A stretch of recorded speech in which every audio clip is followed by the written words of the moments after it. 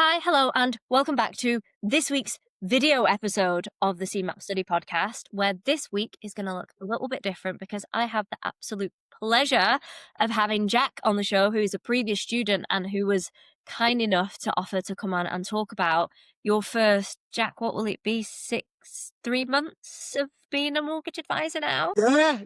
About 9 weeks, 8, 9 weeks, so Amazing. So we've not had an episode like this before, and I'm super grateful that you offered to do it because I think that first kind of 3 month between getting your CMAP qualification and then what do you do next is one of the biggest things that I get asked because very often people get CMAP qualified and they go, oh, okay, now what do I do? But before we dig into all of that good stuff, Jack, hello, thank you for doing this. Can you give me a little bit of an introduction to you for everybody listening or watching this? yeah, okay, I'm Jack Davidson. Still am a theatre director and performing arts mentor and coach, and in the ballroom dancing world. Um, I then had an injury last November, which made me rethink about everything, rethink about life. My wife is a mortgage broker, financial advisor, so on. And basically, we've sat down, thought about everything. I thought I was a superhero before then. And then the reality thinks maybe I'm not.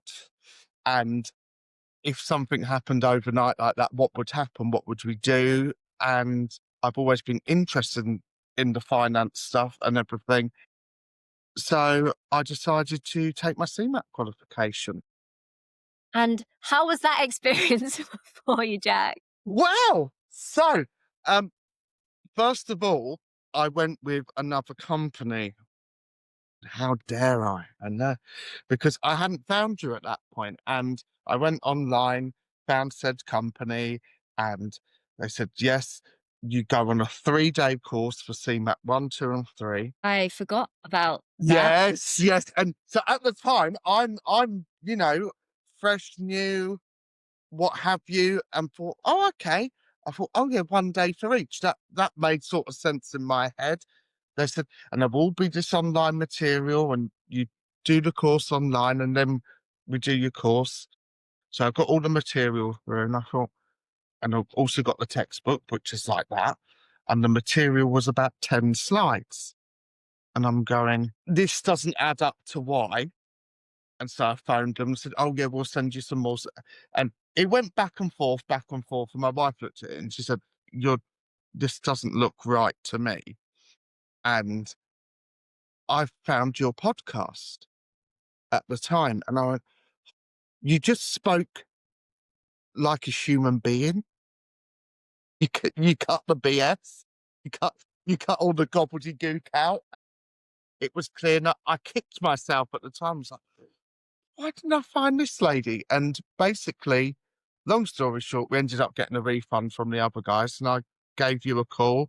And then, I remember having a chat with you and your wife at the same time whilst I was grabbing a coffee. I remember feeling like, I was like, oh my God, I'm being interviewed by two people. So I had to sit down and focus on your words. I remember because my wife sort of grilled you and interviewed you after it being like, and sort of the penny dropped. And when I looked at your course, it was a whole week for CMAP 1 as opposed to 3 days for 1, 2, and 3. I'm thinking, hang on, something's not quite right here. And I'm like, okay. So I phoned you up, chatted with you, instantly felt my wife was happy, which is the main thing, happy wife, all of that, after she'd interrogated you and shined a torch in your eyes and everything. Yeah, mm, signed on. You managed to get me on, we're on the May course, something like that. Yeah, so it would have been for CMAP 1, it was my last ever Yeah. masterclass, wasn't it, for CMAP 1? Yeah. Yeah. And I sat there on the first day thinking, okay, what what have I let myself in for? And well, but I was quite casual about it as well. I wasn't too bad, and you just made it effortless, to be honest. There's a lot of information. I did come out that first day thinking, whoa, whoa, you know. And I think that is something that we don't talk about with CMAP, but it's so important to talk about it because I remember on the Monday morning with your group saying, at some point, all of you are going to have a complete fucking nervous breakdown. That will happen at some point in the next 5 days. It's completely normal. I would prefer you told me about it when it happened, which you did. Hey, And it's like one person does it, and then exactly what happened with you, everybody else goes, "Oh my god, thank God Jack said it." I'm also crying in a corner, and that's why my camera has been off. It's but everybody that studies for CMAP will have that exact same experience. It just doesn't always happen at the same time. The masterclass that you did, I don't run them anymore, but that's the 5-day intense course. yes. And I teach people it's an intensive course. That means it's intense, and it really is. Like, I'll drag you through it, but it's hard, isn't it? It is hard. It's also hard when you're balancing life at the same time and you're balancing work at the same time. And obviously, I do a lot of teaching, training, and mentoring as part of my job. So I I could see it from your point of view, and also then being on the other side of things, being in the vulnerable position as a student. That was trying to take everything in, and you just got, yeah, oh, we've got 22 topics to get through by Tuesday, and you're thinking, oh, what? And for me, I didn't, and I wished I'd gone into it slightly differently, but I didn't quite believe how you were going to get me through without looking at the book, starting Monday, finishing Friday, taking your exam the following Monday. I thought she's either a genius or a con woman. And that was, Everybody feels the same way, but very few people are willing to admit to it, but I know that, and that's why I always offered the money back guarantee with the course, yeah, because you're putting a lot of trust into somebody to say, "You can go from 0 to hero in 5 days to a week," is a big promise to anybody, and I think the biggest blocker is people go, "Nah, she must be having me on," but when you've got the right structure, as you demonstrated, you absolutely can do it. And you came back to CMAP 2 and 3, which tells me that it wasn't the I worst did. experience in the world. We'll come on to CMAP 2 and 3 in a second, but I just wanted to hone in on something that you said, which was trying to balance it with life because you were working as well that first week. So you had a couple of bits on theatre-wise in the evenings, didn't you? I did, yeah. I was still rehearsing for two shows and I was adjudicating a big regional drama festival. So I was prepping in between our 10-minute breaks. I'm there prepping stuff, doing bits, whilst then doing the CMAP. And I remember sort of the homework you were setting, I'd message you and I'm like, I just didn't have the brain capacity. Once I'd done all that, I was exhausted because it's using a different part of my brain from the jazz hands brain to being like, right, okay, endowments, uh, yeah, life, bum, bum. And that took a lot of balancing, and actually just your approach to it was like, Jack, breathe, first of all, calm the fuck down, and just take a breath. And if you can't get it done tonight, you can't get it done tonight. If your brain is there, just I have a bit of like, I don't like to admit weakness or when I'm sort of struggling. So I was had lots going on in the background that I didn't sort of tell you about, trying to balance all that and this.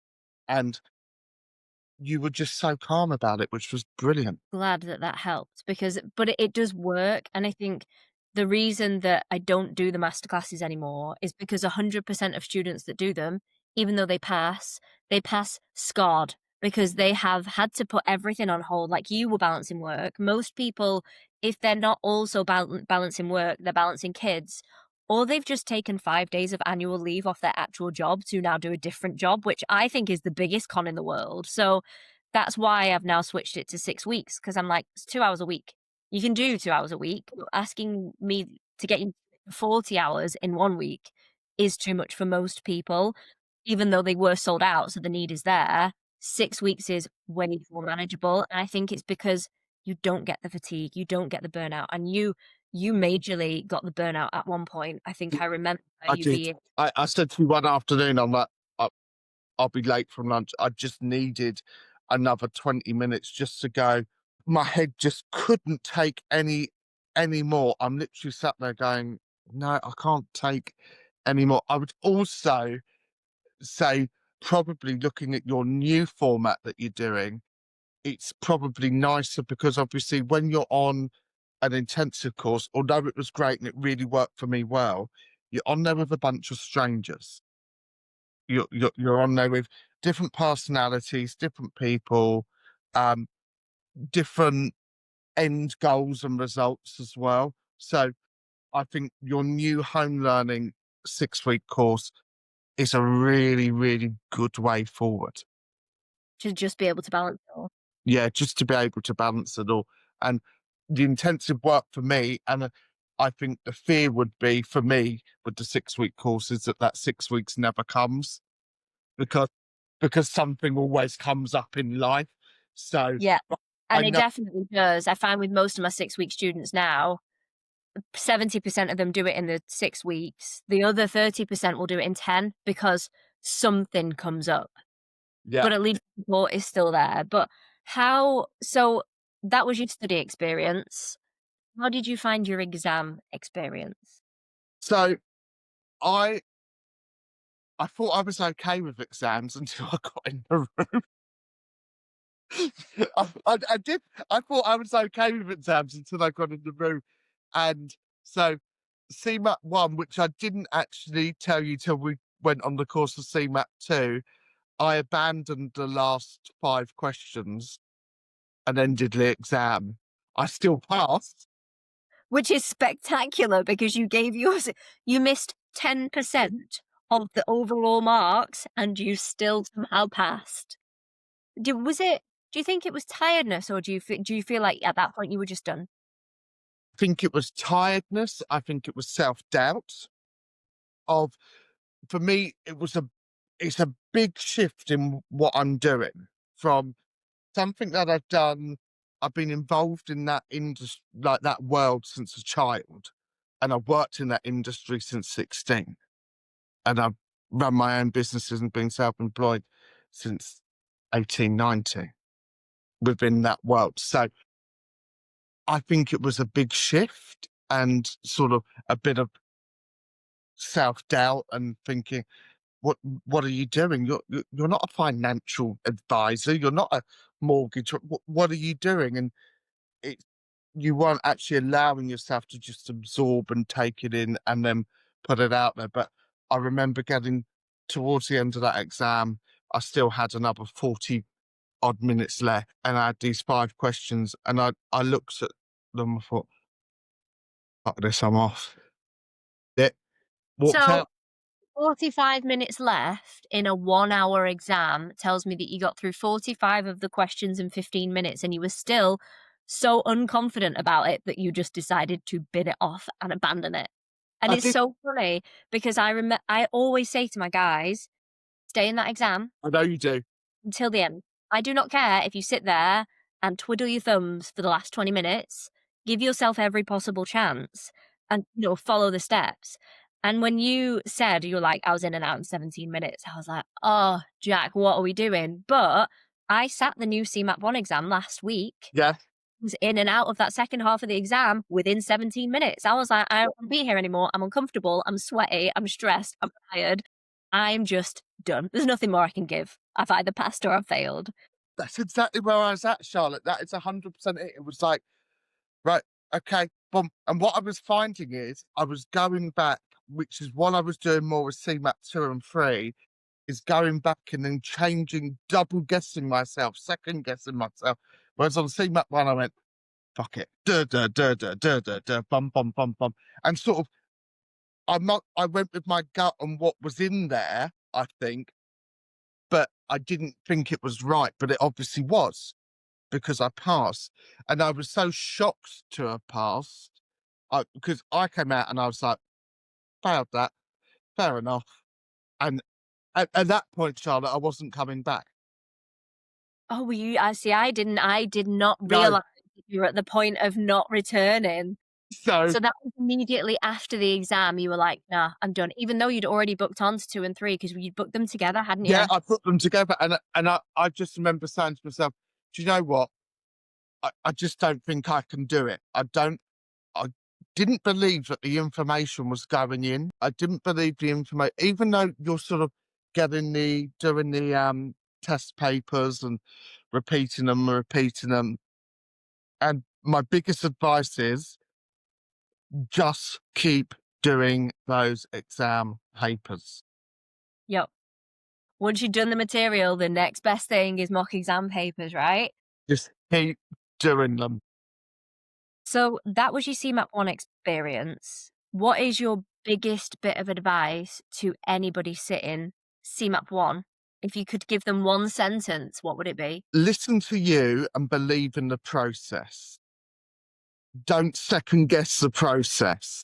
I'm gonna, Believe the tagline. Thanks, Jack. that's all right. But it's true.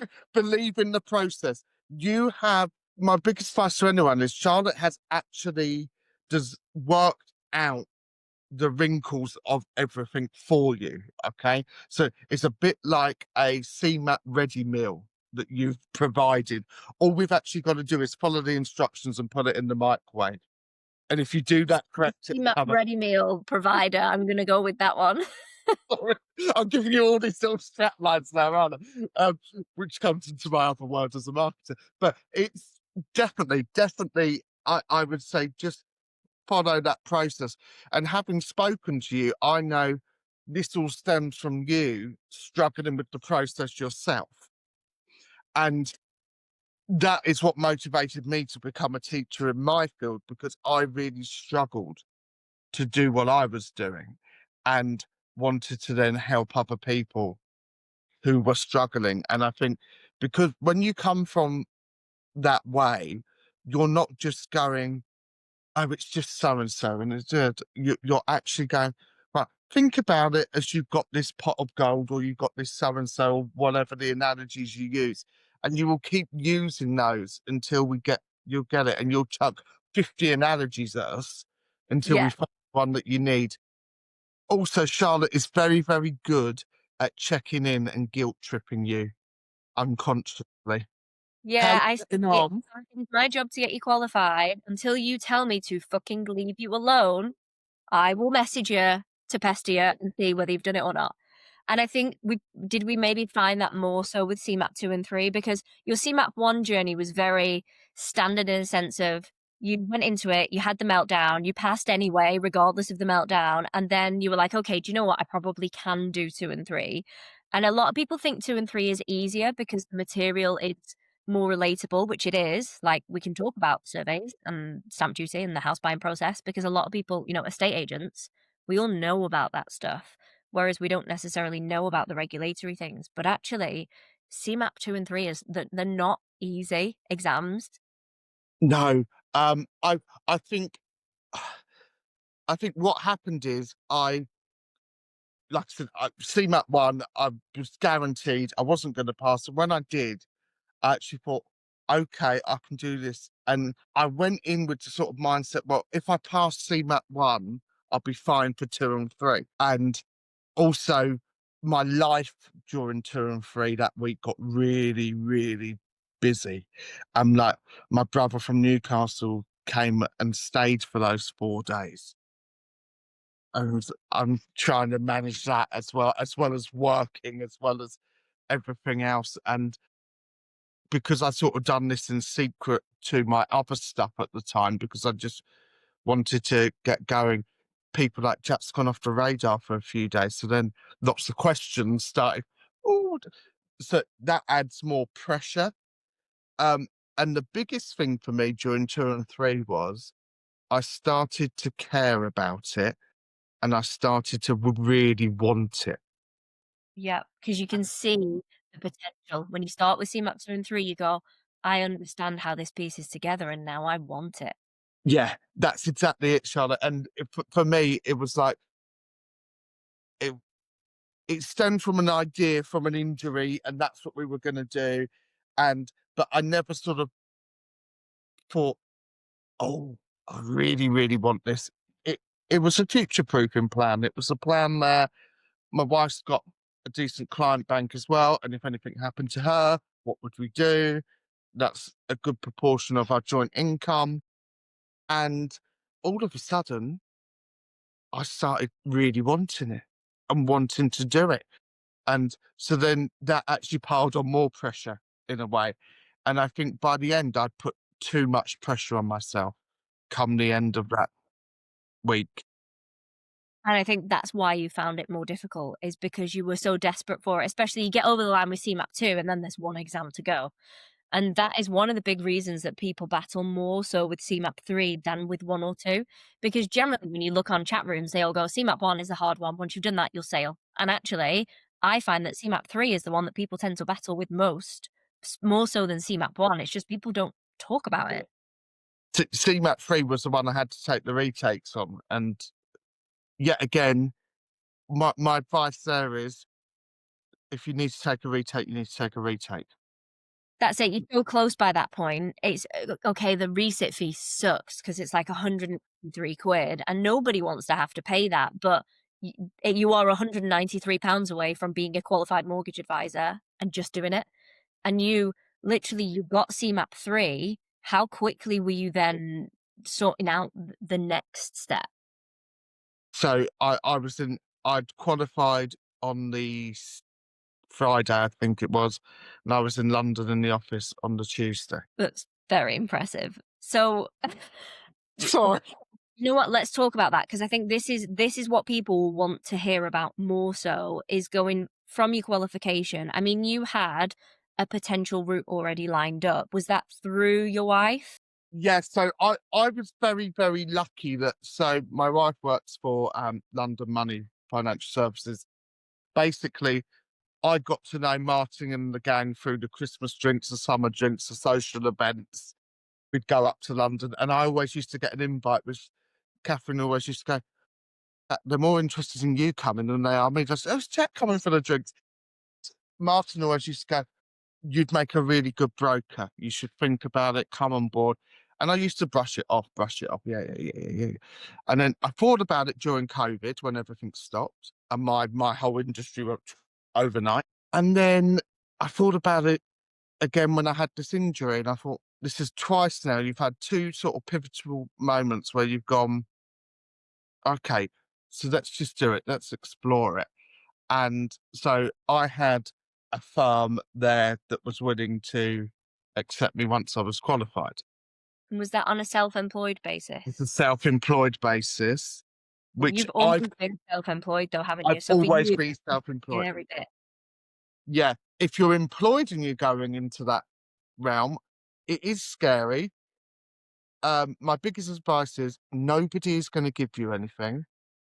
The phone doesn't ring by magic. And how have you tackled that? Because that's another great unknown. Like, okay, you can get a role with a network as self-employed. You can do it part-time, you can do it full-time. And if anybody wants to hear more about those options, they can send me a message because I can help with that next Well, step. But I you still spoke have with to your advise guy. clients. I spoke with Ryan, and I'm going to be honest. I was slightly torn because with the network, you get a lot of protection and a lot of guidance there, and a lot. You get all the structure and the framework, um, but you also get a lot more tighter rein there, whereas I'm with a DA directly authorised firm, whereas I'm in an office with people with 30 plus years experience in the industry. They've been through the financial crash, they've been through trustonomics, they've been through the whole thing there. So I've got all that wisdom in one building that I can go into the office on a Tuesday and I'll go, oh, I'm struggling with this. And one of the guys go, oh, have you thought about this or have you thought about that? So for me, that was really invaluable. If I hadn't had that, I think the network route is a great route for people who ha- need that guidance and that structure. For me, I've had to market myself since I was 16. So this is me rebranding and remarketing myself in this vein. How have you done it? What have you done? Have you put posters up? Have you used social media? Like Talk to me about what you've done. So I'm quite lucky that I've got quite a good social media presence and a good profile locally Mhm. in my area where I've taught in many of the schools. I've run dance schools, stage schools, theatre. So I I can't go into Waitrose without being stopped by about 10 people going, "Well, hi, Jack." It does my wife's head in because it takes us about an hour to get the frozen food I have. But so I'm quite well known. So that was a pro and a con for me because then I'm coming out as a broker and people started going, "Oh, you're not doing the theatre anymore." No, I'm doing both. It is, we are in 2025. You can have more than one career going on at once.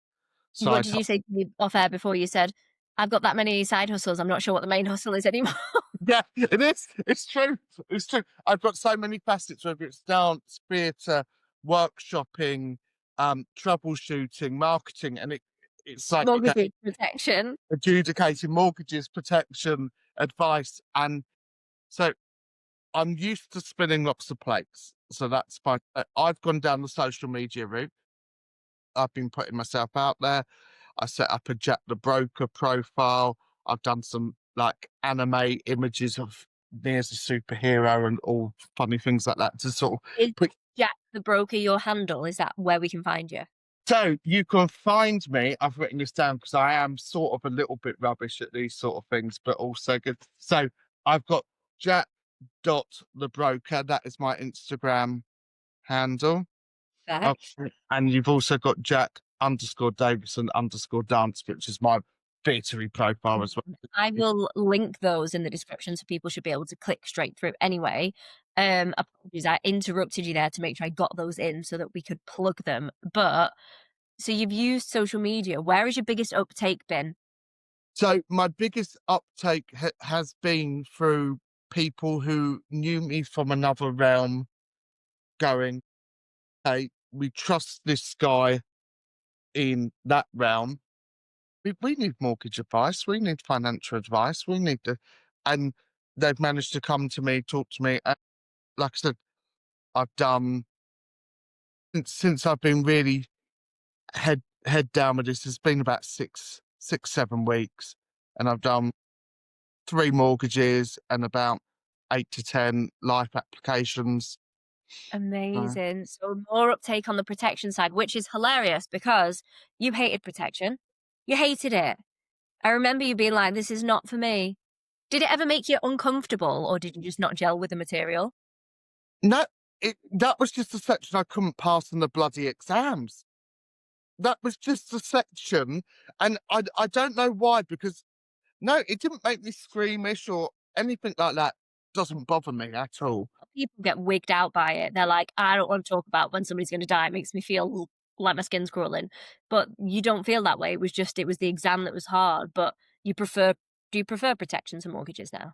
Um, no, I like both because both are very different. One I see is, the mortgage side is the start of the process, getting them the finance for the house, building that relationship up with them as well, because hopefully that is the beginning of your relationship, especially with a first time buyer throughout their mortgage and home finance journey. Whereas the finance, the sorry, not the finance, the protection comes in normally after they've got their mortgage in place and then they're wanting to look at protecting that. Sometimes you just get people who want some protection. And I do think that, you know, there needs to be a little bit more on protection where it's not just, oh, I've got a mortgage, so now I need to protect myself. You need to look at that in the round, and life can change on a sixpence. It can change on a dime. And, I you mean, know, you know that from your injury at work, right? That was it. You were stopped from working because of your injury. yeah. And whoosh, and you go, okay, what do we do? And I was lucky, I bounced back. But if I hadn't, that could have been a problem. That could have been a problem. And also, once you get an injury, it's always sort of there in the background. It may be fixed, but it's now a weakness. There's always a niggle.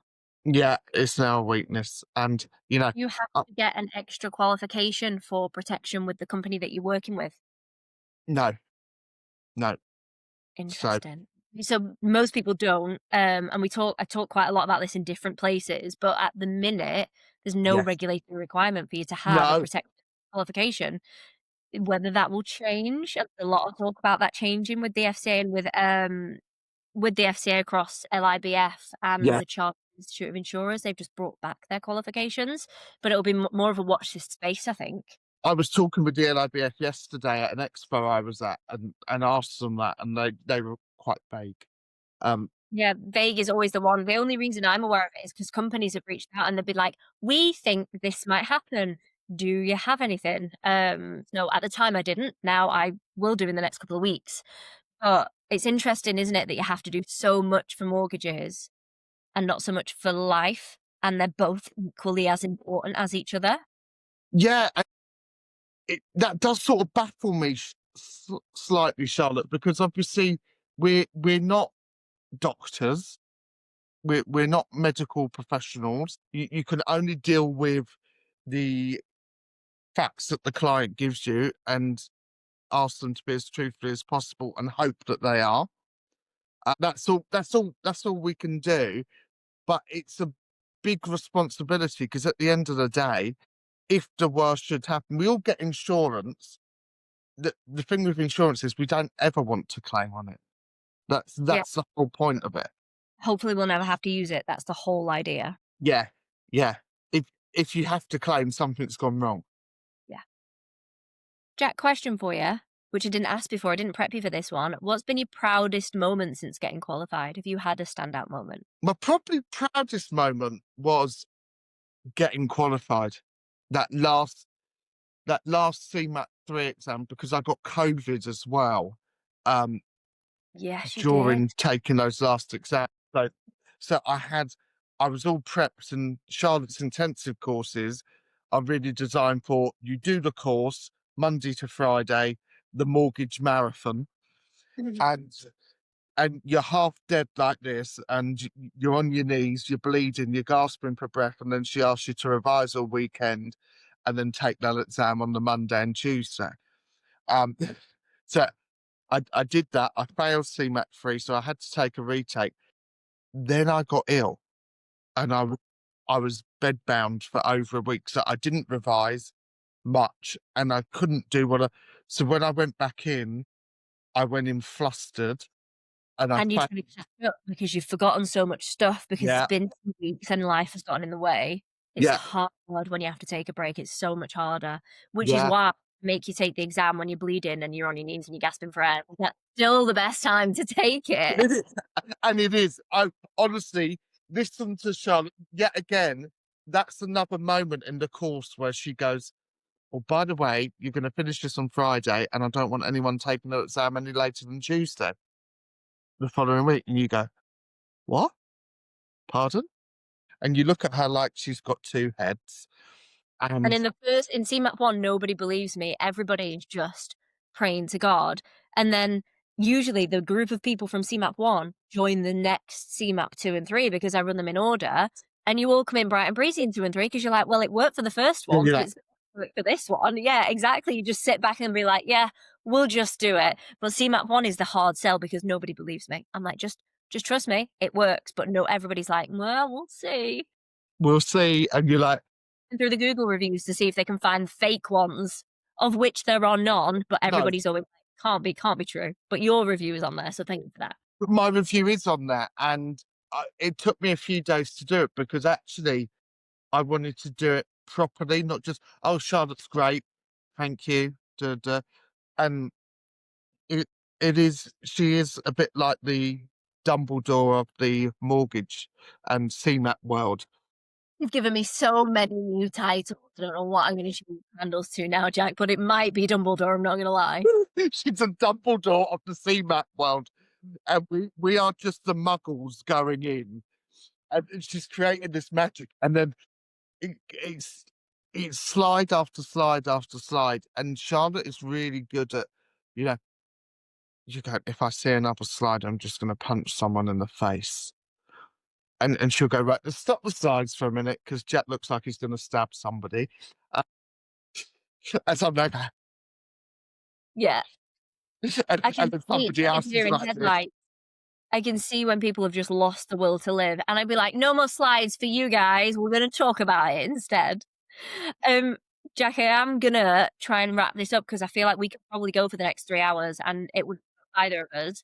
What what's next for the next 12 months for you?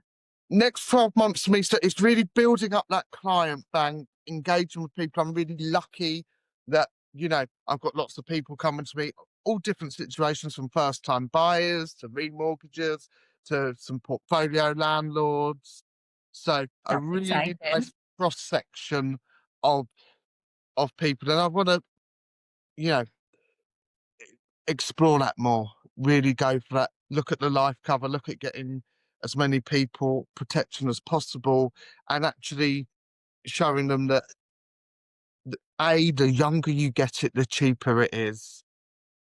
Yep, so the sooner you get it, the cheaper it's gonna be, because at some point, everybody's gonna wanna get it, right? Because you get older and more aware of the fact that you ain't gonna live forever, and then you take it out. So the earlier you can sell it, actually, they benefit from it as well, Yeah. exactly that. But it's a life lesson for everybody. Something will happen where they go, "Fuck, I should really think about getting some sort of insurance." But Mm, usually they see it happen to somebody else. Hopefully, it doesn't happen to them first. well, I've had a client who were in their 20s and their policy's like £7 a month, to somebody who's in their 50s and their policy's £80 a month. Yep, exactly. Amazing. Jack, thank you so much for doing Pleasure. this. So many people are going to get so much use out of this. You've answered loads of their questions and Anytime. hopefully inspired a lot of future mortgage advisors. So Go and do it. Go all and be going do out it. following you. Thank you so much. Pleasure. And thanks for tuning in, guys. Make sure you hit the like and subscribe button. If you got any questions for Jack, I'm going to tag you in the YouTube video and they can leave them at the bottom and maybe you can answer. But thank you so much for being here. And guys, I will catch you for the next one.